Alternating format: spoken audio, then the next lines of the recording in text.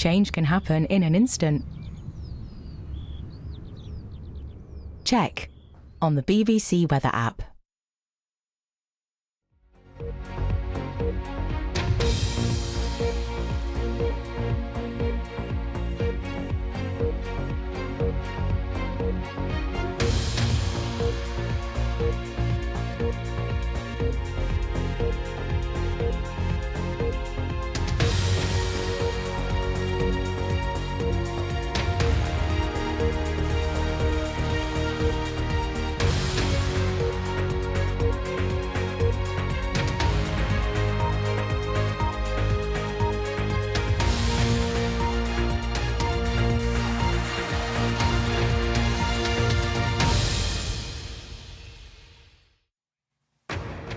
Hello, I'm Ros Atkins in Washington. This is BBC News. Kamala Harris and Donald Trump continue to make their respective cases to voters. We'll assess another tumultuous week in the US presidential election campaign. For Trump, concerns over the level of crime remain a focus. BBC Verify will assess the statistics he's pointing to. In North Dakota, a judge has struck down an abortion ban that was passed last year. A leading pollster will examine how important this issue is to voters. And then there's fracking. As Trump highlights Harris's shift in position on this, we'll unpack why fracking matters politically.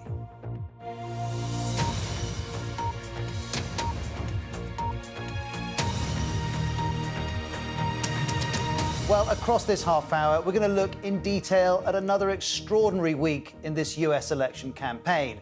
We've had the debate, rallies, a Trump press conference, albeit one where there were no questions for the first half an hour. And then there have been all sorts of clashes and claims on fracking, on crime, on abortion, and on cats and dogs being eaten in Ohio. There's no evidence on that, by the way. It has been a lot. And we'll start with the issue of abortion, because last year, the US Supreme Court overturned Roe versus Wade, which guaranteed a woman's right to obtain an abortion. And the political and legal consequences of that have continued to play out. It was a major part of the Trump-Harris debate on Tuesday. And then on Thursday, there was a further development.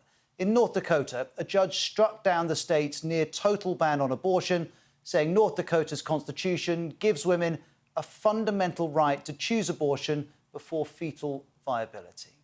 Well, Elizabeth Smith is with the Center for Reproductive Rights, the organisation that argued on behalf of the plaintiffs in North Dakota. And Ms. Smith joins us now. Thank you very much indeed for your time. What's your reaction to the ruling?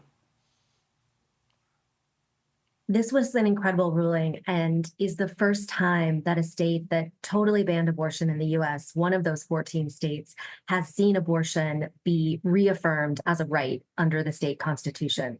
So this was not a decision by voters based on a state constitutional amendment.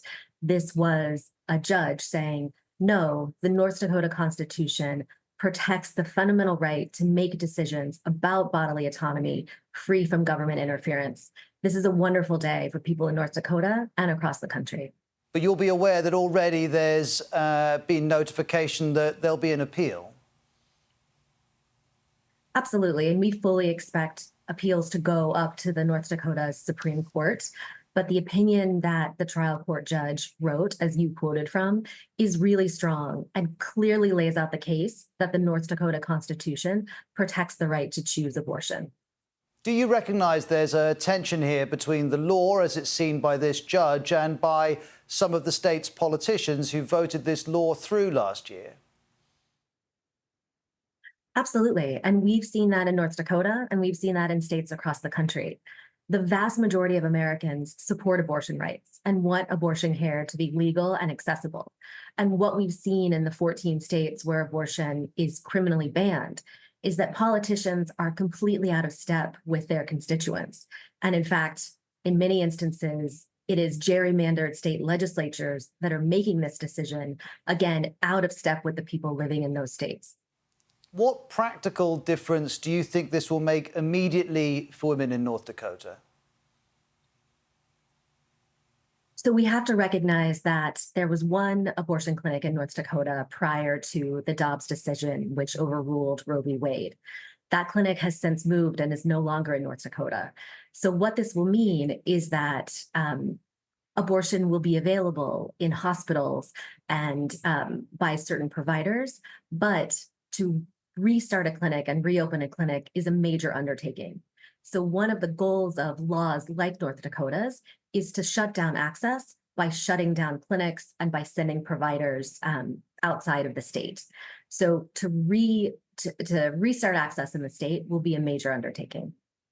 You'll, of course, be well aware how political this issue has become, not least during an election campaign. You will have watched the debate on Tuesday night. How did you assess the two candidates as they spoke on this particular issue? So I want to start by saying the Center for Reproductive Rights is a 501c3 organization, so we do no electioneering. But I think that you see two very stark, different pictures of America. And I think voters have a real choice about whether they want to ensure that abortion rights are, again, legal across every state in this country or not. And as we have seen in every poll since Dobbs, the vast majority of Americans support abortion rights and want abortion care to be legal and accessible across the country.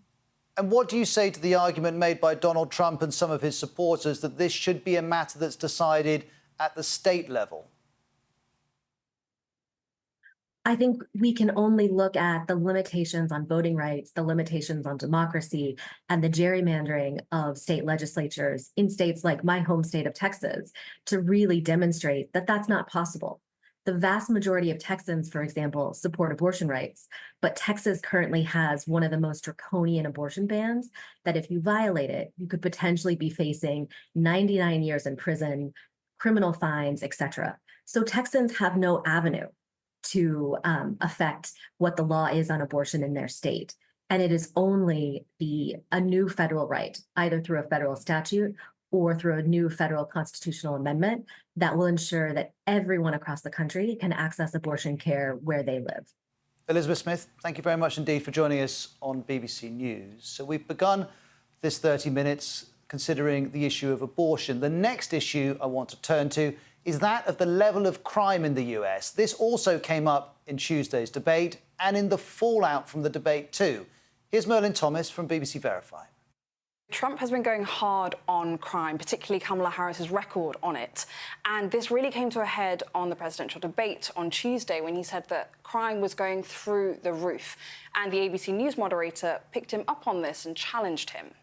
Crime here is up and through the roof. Despite their fraudulent statements that they made, crime in this country is through the roof. And we have a new form of crime. It's called migrant crime. And it's happening at levels that nobody thought possible. President Trump, as you know, the FBI says overall violent crime is actually coming down in this country. But Vice Excuse me, President the Harris, FBI right. defrauded. Well, the thing is, they're both referring to different data sets. So Trump's figures are correct. They're correct according to the national crime stats that were published today on Thursday after the debate on Tuesday. And the figures that the ABC News moderator was referring to are those published by the FBI. And they only include crimes reported to law enforcement. And you and I are both part of BBC Verify, and one of the challenges when we take on an issue such as this is that there are lots of different sources of data and information on any given policy issue. Exactly, and we've been looking through the difference in those data sets and the nuances that they both come with. And for example, the figures that Trump quoted, they are based on numbers that are on a nationwide survey of victims of crime. So they include people who might not have reported to the police as well. And it's important to say as well that it includes 2020, which was a COVID year. So remember, we don't know what that will have done to the opportunities for crime in that year as well. And the survey does add, it must be said, that the 2023 rate of violent crime was higher than those of 2020 and 2021. So, and they also say it was not statistically different to that of 5 years ago in 2019. Thanks to Merlin Thomas. So crime and abortion were two of many issues that came up during Tuesday's debate. But let's try and assess which ones of these issues matter the most to voters. Anthony Salvanto is CBS News polling director, and he's joining us live on the BBC. Anthony, thank you very much indeed for your time. It's easy, isn't it, to look at the headline national polls, but there's so much detail beneath them. Let's start with what your understanding is of the major factors that decide which choice the voters make. Good evening, Ross. Well, look, the two you've been talking about are important, but the one I want to start with, and I'll show you this, it's inflation and it's the economy. That's something that most voters do say is a major factor. And in fact, one of the reasons this race is so close is that for those who say not only that inflation is a major factor in their vote, but also that they feel that their incomes are not keeping pace with inflation, they tend to be voting for Donald Trump in large measures. And one of the reasons, if you unpack that, is that when we ask people, how do you remember the economy when Donald Trump was president? Quite frankly, they're looking back past COVID to the pre-COVID times, and they're saying they remember it as good. And so that's one of the factors that's really underpinning a lot of his standing in the polls, Ross. It's inflation, it's the economy, and the feeling, the retrospective feeling that the economy was better when he was president, Ross. And I'm curious, Anthony, do these major factors vary according to whether a voter is likely to vote Republican or Democrat? Well, they do. In fact, Republicans are even more likely to say not only that the economy is a factor, but that the economy isn't good. And part of that is the partisanship wrapped up. We see that a lot around campaigns. But let me point out something that's sort of pushing back against that a little bit, and I'll show it to you here on the screen. And that is what happens when reproductive rights, when abortion is said to be a major factor in people's votes. You see these numbers, you're getting very sizable margins who then are saying they're voting for Harris based on that issue. So again, to your larger point, it's a combination of factors. And at some points in the campaign, you see that back and forth about what people should decide based upon and not just what their vote is. And that's one of those factors that's helping out Harris right now. Now, next, I've got to ask you a question I'm sure you're asked an awful lot because there's such a focus on these crucial swing states. How are things looking, in particular, in Michigan, Pennsylvania and Wisconsin? Tight, close, even. You can sort of unpack your words and adjectives for all of that. You know, one of the things that I'll show you those states in particular, and this is what I mean by even, I always point out to people, you see estimates like this, remember that all of these are within the margin of error. All of these are highly dependent on what you classify as a likely voter. I think preferences are very tight and very locked in at this point, but there is some variance in who might actually show up to vote. And that explains a lot of what you see in the campaign, where oftentimes you're seeing the campaigns talk to some of their base voters because they want to motivate them. In fact, one of the real interesting dynamics that's gotten this race to be so close versus when Joe Biden was the nominee or going to be the nominee for the Democrats is that there's been a surge in Democratic enthusiasm since Harris became the nominee. They've now increasingly been saying that they're likely to turn out, and that's kind of come up and matched the Republican enthusiasm. And there again is another big factor behind that tight race, Ross. There's one more thing I need to ask you about, Anthony. I remember in 2016 and in 2020, the pollsters had some difficulties assessing support for Donald Trump and quite frequently underestimated his support. Presumably, the polling industry has looked at its approach to try and make sure that doesn't happen this time. I always emphasize two things. One is to look at the state-by-state polls. I think one of the things about 2016 is that a lot of folks were looking at the national race, which quite frankly, at least from our point of view, our polling was spot on. But in the states, you had Donald Trump winning the Electoral College, that state-by-state contest, even though Hillary Clinton won the national popular vote. I think now there's better communication about the fact that this is decided state by state, and I'll certainly keep emphasizing that. But number two, it goes back again to turnout. When you look at polls, look at the ones that talk about the likely voters, because quite frankly, it's that smaller percentage of people who might be on the fence about whether or not to turn out. Pollsters always wrestle with looking at that behavioral aspect of this. Will they or won't they show up? Frankly, campaigns do too. And that's something that when you see the measures, you know that there's going to be variance in that. And that when you hear that cliche about it all coming down to turnout, that's what you see in the polling. That's what you see even in small shifts in the polling. And that's what you're seeing this year, Ross. Anthony, that is so helpful. Thank you very much indeed. That's Anthony Salvanto, CBS News polling director. Well, one issue that we know is especially important in many swing states, those swing states Anthony's just been talking about, is fracking. It's a technique where pressure is applied to shale rock in order to release gas and oil. And Donald Trump has been very keen to highlight that Kamala Harris's position on fracking has changed since 2019 when she was calling for a ban based on environmental and climate concerns. Well, for more on this, here's Ben Geeman from Axios. I think it's fair to say that the Biden administration has recognized the need for the U.S. to be a robust oil and natural gas producer. And by definition, that is something that is going to include a lot of fracking.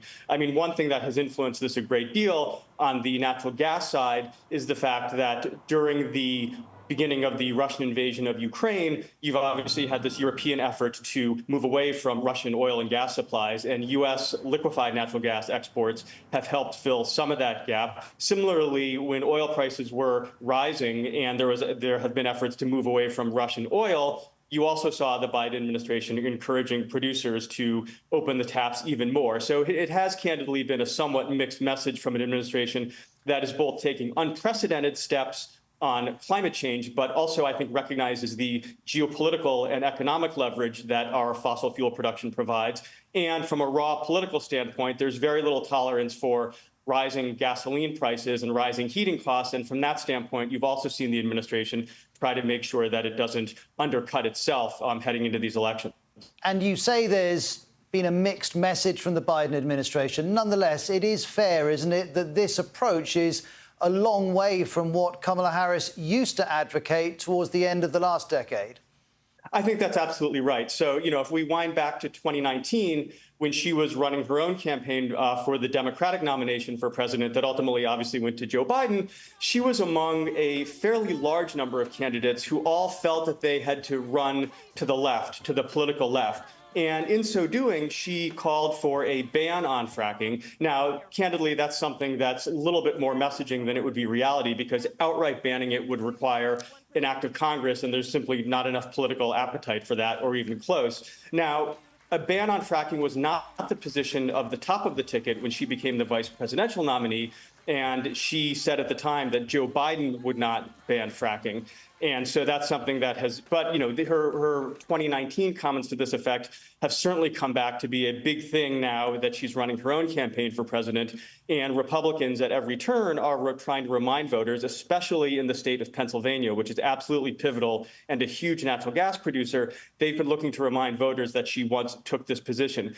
Now, Harris, in recent weeks, both in an interview with CNN and the very recent debate she had with Donald Trump, she has made very clear that this is no longer her position. She says that the U.S. can grow its clean energy posture and attempt to confront climate change, even while encouraging these types of domestic fossil fuel supplies. And in fact, we've seen her very much pivot to the center by openly touting and boasting about the rise in U.S. oil and natural gas production. Well, clearly both candidates think it's an important issue. They are both referencing it frequently in their different ways. I wonder whether their calculation is that this is about keeping gas prices down for Americans, or is it to do with generating and keeping jobs within the energy market? I think it's a mix of a lot of different things. If you look at some of the Republican criticisms of Kamala Harris, it's this idea that while U.S. production has been rising in recent years, that a Democratic administration and already the behavior of the Biden administration is sowing the seeds to deter investment that would allow continued increases in this production, whether that's through offering fewer federal areas for lease or putting on new types of environmental regulations across the board. Now, when it comes to Republicans, I think this is also part of a message that they want to sort of say that the Democratic climate change agenda is something that is ultimately going to cost U.S. jobs in these industries, right? And so that's why, again, to bring this back to Pennsylvania, this is absolutely a must-win state for Kamala Harris. And while polling shows somewhat mixed views about fracking in Pennsylvania, certainly the votes that she needs to pick up in that state have led to the conclusion that she needs to sprint away from this prior call for banning this practice. So we've considered the issue of fracking. We've also considered the issues of abortion and of crime. And we've looked at how the polling fits into all of this too. But let's just step back and consider where this week leaves the race with Democrat strategist, political strategist, Joy Cheney, who's with us. Joy, thank you very much indeed for your time. I'm assuming you felt that the debate went well for Kamala Harris. So let's look forwards. What should she do now? So now she should do what she's doing. She needs to hit the campaign trail. She needs to go to all the battleground states, and, be aiming for turning out her base voters and expanding that base, and also trying to convert those who are moderate or Republicans, letting them know they have a home with the campaign. And then just so she can shut everyone up, probably doing an interview or two. I was going to ask you about that. It might be time to sit down and let a few journalists ask her some questions. Absolutely. I think that is always a part of the plan. But the truth is, she's doing direct to consumer, if you will, right? She's going straight to the voters on the campaign trail. They're